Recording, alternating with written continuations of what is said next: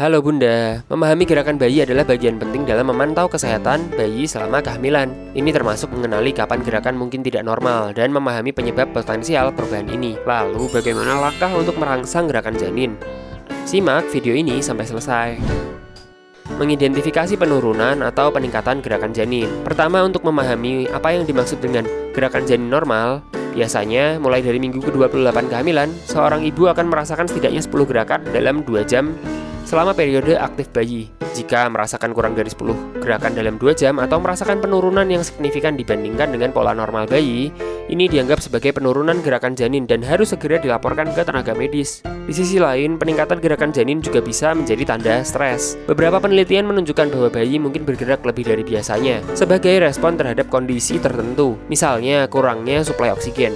Oleh karena itu, peningkatan aktivitas janin yang mendadak juga perlu dilaporkan. Perubahan jenis gerakan juga bisa menjadi indikator gerakan janin tidak normal. Jika gerakan menjadi lebih lembut, lebih lambat, atau lebih jarang, atau jika gerakan bayi lebih kuat atau tergesa-gesa dari biasanya, perubahan ini perlu dilaporkan. Memahami faktor yang mempengaruhi gerakan janin. Ada berbagai faktor yang bisa mempengaruhi gerakan janin yang tidak normal, termasuk yang berhubungan dengan ibu dan janin. Faktor ibu bisa melibatkan pola makan dan gaya hidup. Contohnya adalah merokok, minum alkohol, atau penggunaan obat-obatan selama kehamilan bisa berpengaruh pada gerakan bayi. Tingkat stres atau kecemasan tinggi pada ibu juga bisa meningkatkan aktivitas janin. Kondisi kesehatan bunda juga bisa mempengaruhi gerakan janin, seperti diabetes, kondisi tekanan darah tinggi atau hipertensi, atau infeksi bisa mempengaruhi aktivitas bayi. Faktor janin meliputi posisi bayi dalam kandungan, yang bisa mempengaruhi kekuatan dan frekuensi gerakan yang dirasakan. Gerakan yang berkurang atau bertambah juga bisa menandakan masalah kesehatan bayi yang potensial. Ini bisa meliputi kondisi seperti pembatasan pertumbuhan intrauterin, di mana bayi lebih kecil dari yang seharusnya, volume cairan ketuban yang rendah, atau masalah dengan plasenta atau tali pusar.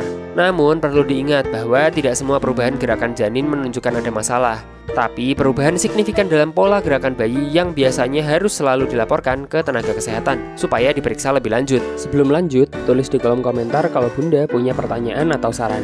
Langkah untuk merangsang gerakan janin. Jika Bunda menyadari adanya penurunan gerakan bayi, ada beberapa langkah yang bisa diambil. Pertama, berhenti melakukan apapun dan fokus pada gerakan bayi. Ini mungkin berguna untuk berbaring miring ke kiri, karena posisi ini akan meningkatkan aliran darah ke bayi. Kemudian, Bunda bisa mencoba merangsang gerakan bayi. Ini bisa dilakukan dengan memijat perut secara lembut atau dengan minum minuman manis yang dingin atau makan sesuatu, karena keduanya bisa menyebabkan peningkatan gula darah yang biasanya akan membuat bayi lebih aktif. Namun, langkah-langkah ini bukan final. Ini hanyalah langkah awal yang harus diambil sebelum mencari saran medis. Dan itu tadi gerakan janin tidak normal serta penyebabnya. Jika Bunda ingin tahu info lainnya tentang kehamilan, klik di kiri atas.